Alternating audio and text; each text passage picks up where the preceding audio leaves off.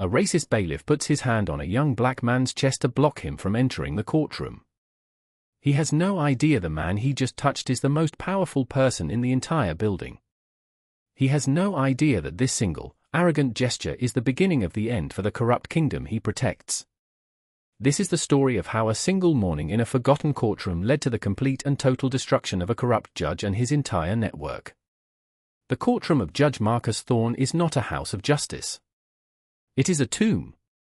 A place where hope comes to be buried under the weight of a gavel carved from prejudice and contempt. The air itself is heavy, thick with the ghosts of dismissed cases and broken lives. Sunlight tries to fight its way through the tall, grimy windows, but it gives up halfway, surrendering to the oppressive gloom that Thorne cultivates like a rare and poisonous orchid. The wood of the pews is dark, scarred with the nervous etchings of 1,000 defendants. The walls are the color of old parchment, stained with decades of quiet desperation. And at the heart of this decaying chamber sits Judge Thorne himself. He is a man built from privilege and disdain. His black robe is not a symbol of impartiality, it is a shroud he wraps around his rotten core. His face is a fleshy mask of perpetual irritation, his eyes small, hard points of judgment that see not people, but categories, labels, and, most of all, disappointments. To him, the law is not a shield for the innocent but a club for the powerful. His power. He surveys his domain from his throne of polished mahogany, a small, cruel smile playing on his lips as he watches the morning's supplicants file in. They are the poor, the tired, the confused. The grist for his mill. Standing guard at the double doors is Bailiff Frank Miller. Miller is a man carved from the same gnarled wood as the pews. He is short, stout, with a bulldog's face and an unearned swagger. For 20 years, he has been Thorne's gatekeeper, his enforcer, his loyal dog. He doesn't need verbal commands from the judge. He understands the ecosystem of this courtroom. He knows who belongs and who does not. And the young black man walking towards him now, in Miller's expert opinion, does not belong. The man's name is Elias Vance. He wears simple charcoal trousers, a crisp white shirt, and a plain, dark blue tie. No expensive suit. No flashy watch. No briefcase. He looks young, perhaps too young to be here without a lawyer or a parent. His expression is calm, his eyes holding a deep, unreadable stillness. He moves with a quiet confidence that Miller immediately mistakes for defiance. "Hold on there," Miller grunts, his voice a low rumble. He plants his feet, blocking the entrance. Elias stops, a respectful distance away. Court's in session. Public gallery is full. It's a lie. The pews are half empty, populated only by the miserable and the waiting. Elias glances past Miller's shoulder into the courtroom. "I see several empty seats," he says, his voice even and low. Miller's eyes narrow. He doesn't like being corrected. Especially not by someone like this. "Those are reserved," he lies again, the falsehood coming easily. "For whom?" Elias asks, his gaze steady. This is not the reaction Miller expects. He expects fear, or anger, or at least a mumbled apology and a retreat. He does not expect calm, persistent questioning. "For people who matter," Miller sneers, the insult hanging naked in the air between them. He takes a half-step forward, using his physical bulk to intimidate. "Now, I suggest you move along before you're held in contempt." Elias doesn't move. He simply looks at the bailiff, a flicker of something, disappointment, perhaps, in his eyes.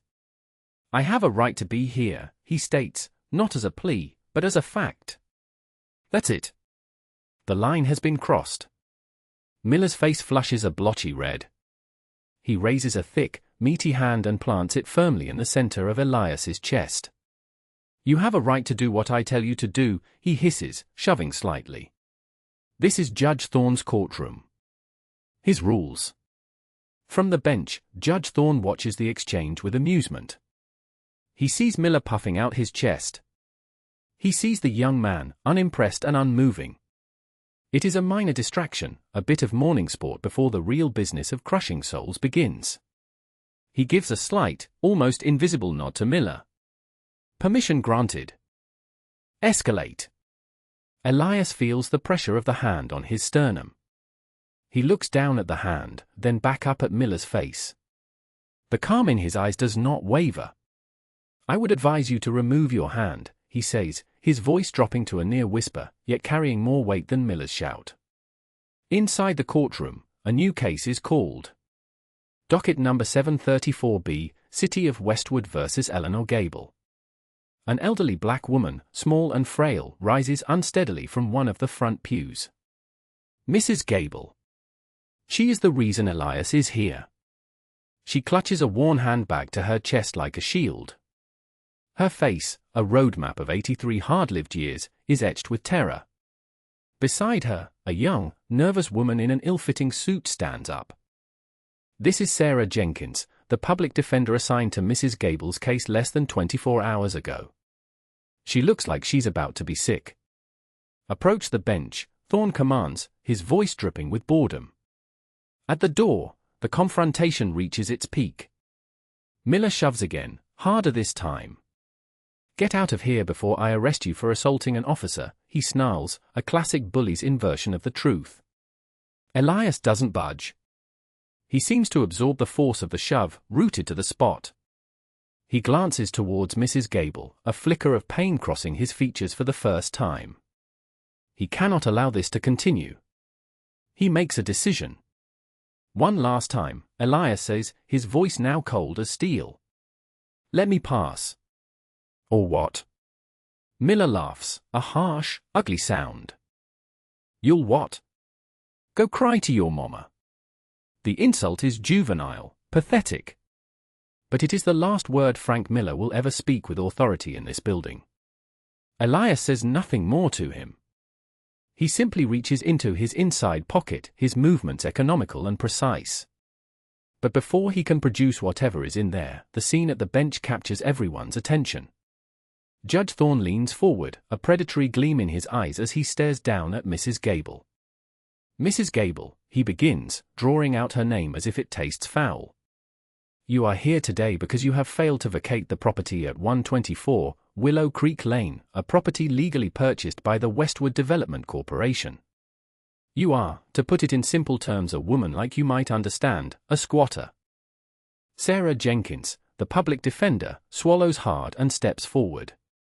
Your Honor, my client has lived in that home for over 60 years. Her husband built it with his own two hands. We have reason to believe the foreclosure proceedings were irregular. Thorne lets out a short, barking laugh. Irregular? Miss Jenkins, the only thing irregular here is your client's continued presence on private property. Did you even read the file? The paperwork is ironclad. She defaulted. End of story. But Your Honor, we have evidence of predatory lending practices, and the eviction notices were never properly served. Evidence? Thorne sneers, cutting her off. You have feelings. You have a bleeding heart. The Westwood Development Corporation has a title deed, signed, sealed, and stamped by this very city. What do you think carries more weight in a court of law? He doesn't wait for an answer. He turns his venomous gaze back to Mrs. Gable, who is visibly shaking, her knuckles white on her handbag. Eleanor, do you know what Westwood Development plans to do with that land? They're building luxury condominiums. A beautiful new project that will bring jobs and prosperity to this city. Progress. And you, madam, are standing in the way of progress. This is his favorite theme. Progress versus the past. The clean, wealthy future versus the grimy, poor present. It's a narrative that has made him and his friends very rich. Sarah Jenkins tries again, her voice trembling but determined. Your Honor, we are requesting a stay of eviction, just for 30 days, to allow us time to properly review the loan origination documents. My client is a widow. She has nowhere else to go. Thorne's smile vanishes. His face becomes a mask of stone. Miss Jenkins, let me be clear. Your client's housing situation is not my concern. Her marital status is not my concern. Her 60 years of memories are not my concern. My concern is the law. And the law says she is trespassing. He leans back in his chair, a picture of absolute, unassailable power. Motion for a stay is denied. Of course. He then raises his voice, ensuring everyone in the courtroom can hear his next words. Furthermore, due to this frivolous and time-wasting appeal, I am fining Mrs. Gable $5,000 for contempt of court. And I am ordering her to vacate the premises by 6 o'clock this evening. A collective gasp ripples through the gallery. Even for Thorne, this is cruel.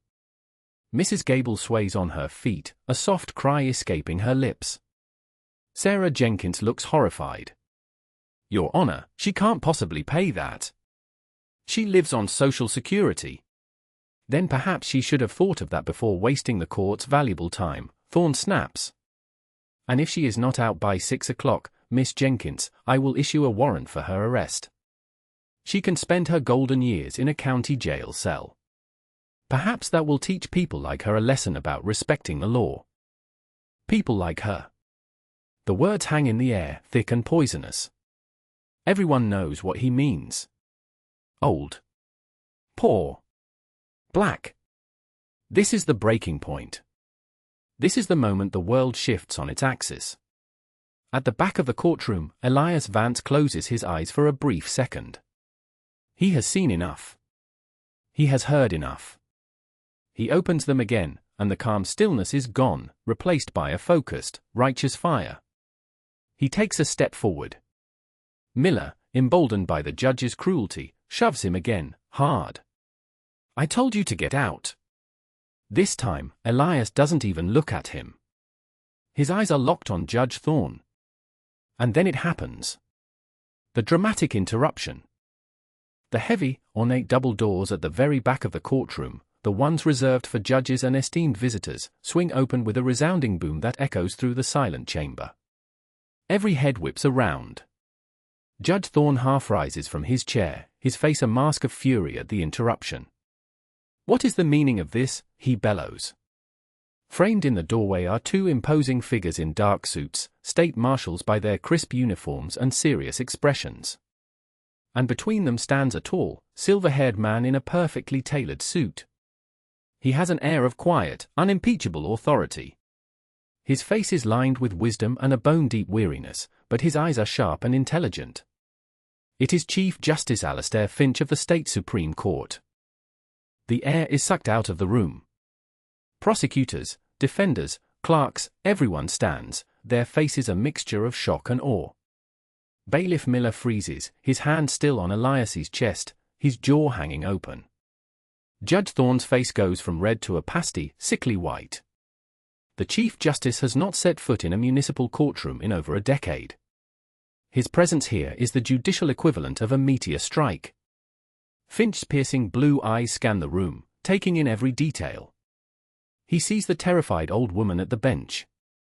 He sees the overwhelmed public defender. He sees the arrogant, panicked face of Judge Thorne. And then his eyes land on the back of the room.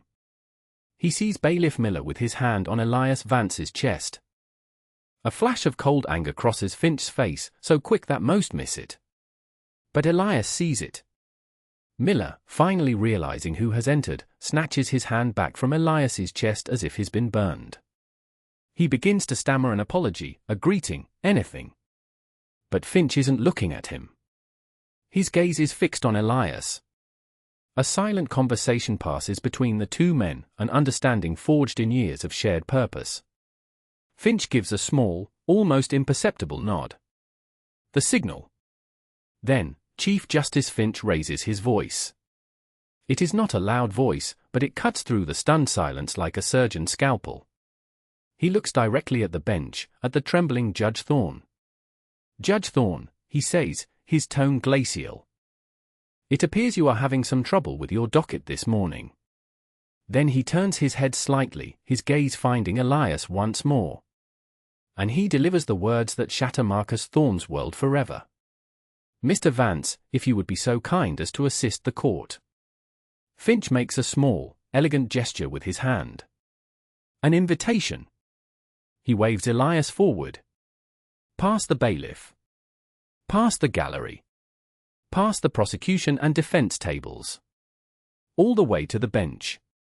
A tidal wave of shock and confusion washes over the courtroom. Who is Mr. Vance?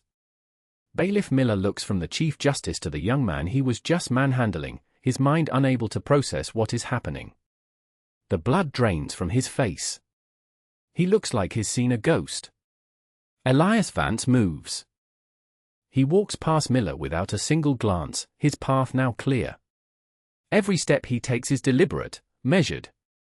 The sound of his simple dress shoes on the marble floor is the only sound in the universe. He walks down the central aisle, and the sea of people parts for him. Lawyers who would have sneered at his attire moments ago now stare at him with a mixture of fear and reverence.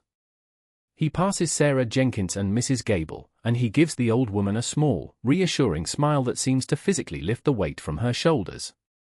Judge Thorne watches this slow, inexorable approach, his heart hammering against his ribs.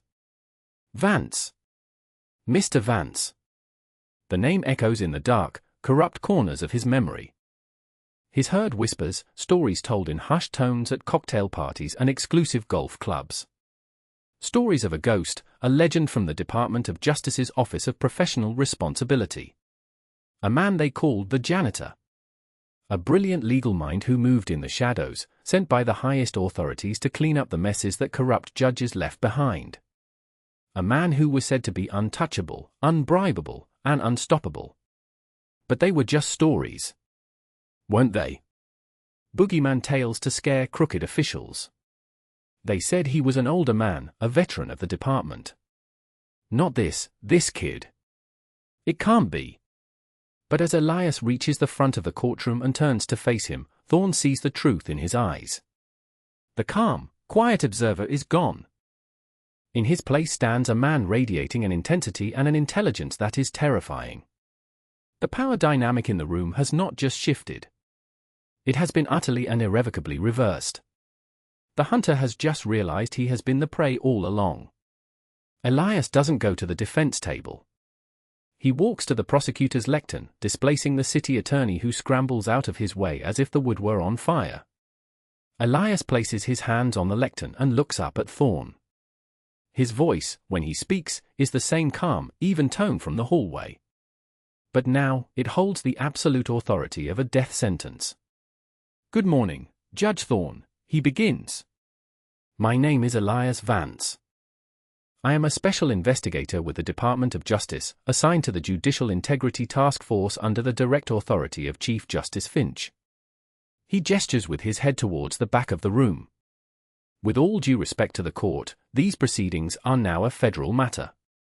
Thorne grips the edge of his bench, his knuckles white. He tries to summon his usual booming, condescending voice, but it comes out as a strangled croak. This is outrageous. You have no jurisdiction here. This is a simple eviction case. Security. Remove this man.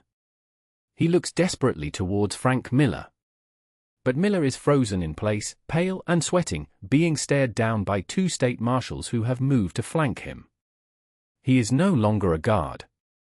He is a prisoner. Elias doesn't raise his voice. He doesn't need to. Oh, this stopped being a simple eviction case a long time ago, Your Honor, he says, the honorific dripping with ice. It stopped being an eviction case the moment you took your first kickback from the Westwood Development Corporation. The name lands like a physical blow. Thorne flinches. That's a lie. A slanderous accusation. Is it? Elias asks, his voice dangerously soft. Let's find out. Let's deconstruct the lie, shall we? Piece by piece. He taps the lectern. Let's start with the case before you. The eviction of Eleanor Gable. You called the paperwork ironclad. A curious choice of words. Because our forensic accounting team found that the original loan documents, the ones Mrs. Gable signed 30 years ago, were replaced in the bank's files with forgeries. He nods to one of the marshals at the back. The marshal steps forward and hands a file to Sarah Jenkins, who stares at it, dumbfounded. Those forgeries included an unconscionable balloon payment clause, designed to trigger a default that a person on a fixed income could never recover from. a clause that was illegally backdated. A forgery so skilled, it would fool almost anyone. But it couldn't fool a mass spectrometer. He lets that sink in. The air in the room is electric with tension. The ink used to forge Mrs. Gable's signature on the revised loan agreement is less than 2 years old. The paper it's on was manufactured 18 months ago. Difficult to sign a document 28 years before the paper it's printed on even exists, wouldn't you agree, Judge? Thorne is speechless. His mouth opens and closes, but no sound comes out. He looks like a fish gasping for air. And who, you might ask, facilitated these forgeries? Elias continues, his pace relentless. That would be the bank manager at City Central Bank, a man named Robert Peterson. A man who received a very generous, no-interest loan from a shell corporation just last year. A shell corporation whose sole director happens to be your brother-in-law. A wave of murmurs sweeps through the gallery. The city prosecutor, who had been enjoying Thorne's cruelty moments before, is now slowly backing away from the bench, trying to make himself invisible. He knows. He's complicit. Elias's eyes flick towards him for a fraction of a second, a silent promise of what's to come. But let's move on, Elias says, turning his attention back to the crumbling judge. Let's talk about Westwood Development. The company you praised for bringing a progress to the city. Their CEO, Mr. Gerald Finney, is a very good friend of yours, isn't he? You play golf together every Saturday. You vacation together in the Cayman Islands. And you conspire together to steal the homes of the elderly. This is a fantasy. Thorne finally manages to shriek, his voice cracking. You have no proof. These are baseless allegations. Proof? Elias asks, raising an eyebrow. You want proof, Your Honor? He nods again to the marshal. A large screen, previously unnoticed against the wall, hums to life. An image appears. It's a detailed flowchart of bank accounts, wire transfers, and offshore holdings. It looks like a spider's web, and at the very center is a photograph of Judge Marcus Thorne. This is a map of the money, Judge, Elias explains calmly, as if teaching a class. Every time you signed an eviction order for a property Westwood Development wanted, a payment was made. Not directly to you, of course. You're not that clumsy. It went from Westwood, through 3 shell corporations registered in Panama, and finally landed in an untraceable trust fund set up for the education of your children. Over the last 5 years, that fund has accumulated, let me see. He pretends to check his notes. Yes. For $0.7 million. A remarkable sum for a public servant's salary. Thorne shatters. The facade of the stern, powerful judge cracks and falls away, revealing the sniveling, terrified criminal beneath. Objection, he screams, the word reflexive and meaningless. On what grounds? Elias asks, his voice dangerously calm. On the grounds that you are violating my rights. This is my courtroom. I am the law here. Chief Justice Finch, who has been watching silently from the back, finally speaks. Not anymore, Marcus, he says, his voice filled with a cold, hard finality. Thorne whips his head around, his eyes wild with panic. He sees his allies, his co-conspirators, turning away from him. The city prosecutor is whispering frantically into his phone, no doubt to his lawyer.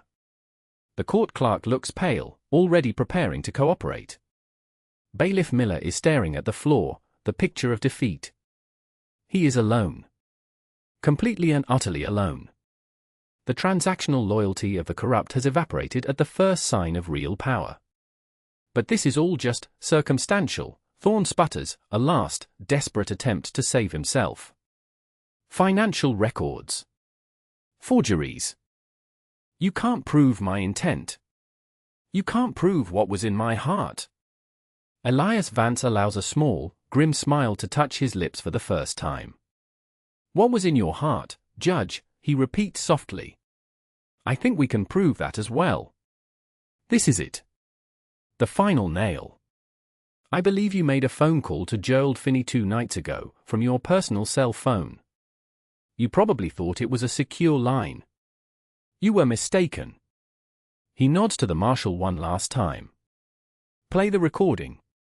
A speaker system, seamlessly integrated into the courtroom's technology, crackles to life.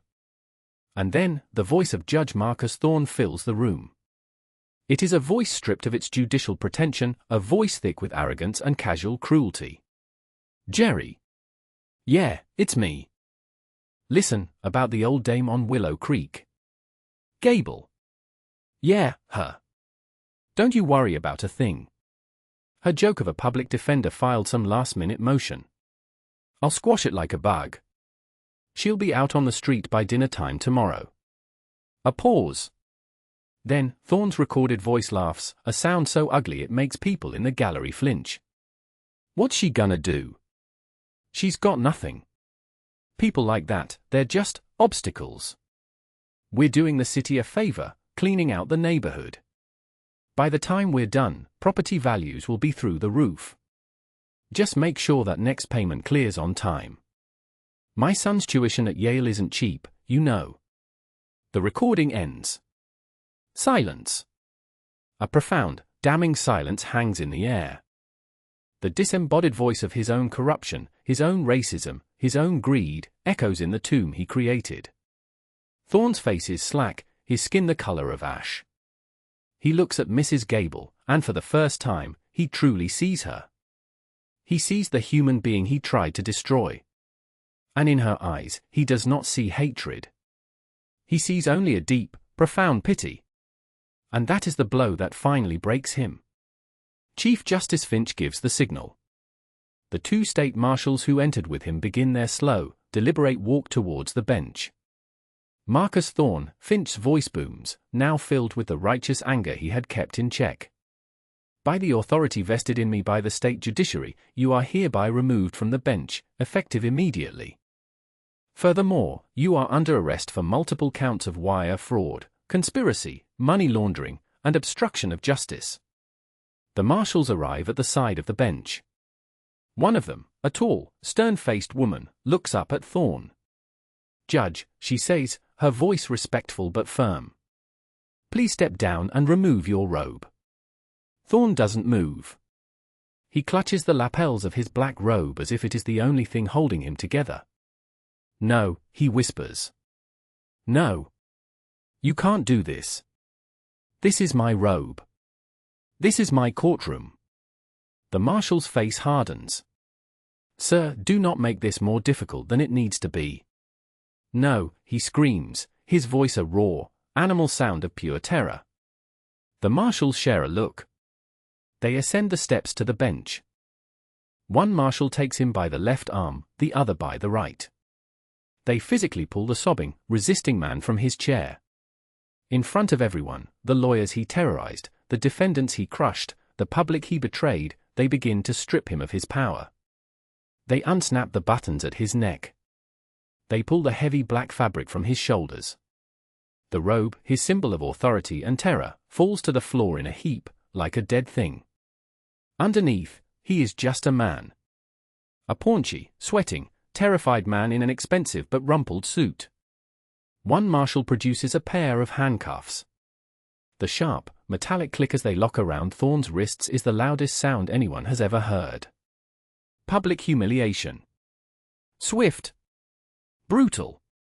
Complete. As they lead him away, a broken, weeping shell of a man, he turns his head, his eyes finding Elias Vance one last time. Why, he chokes out. Who are you? Why me?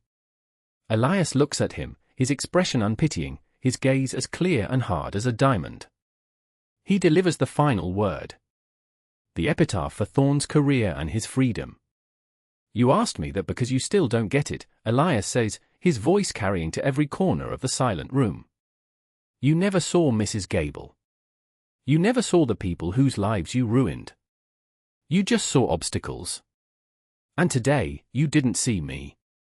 You saw a young black man who didn't belong in your world. You were so blinded by your own arrogance you couldn't see the truth right in front of your face. He pauses, letting the weight of his words settle.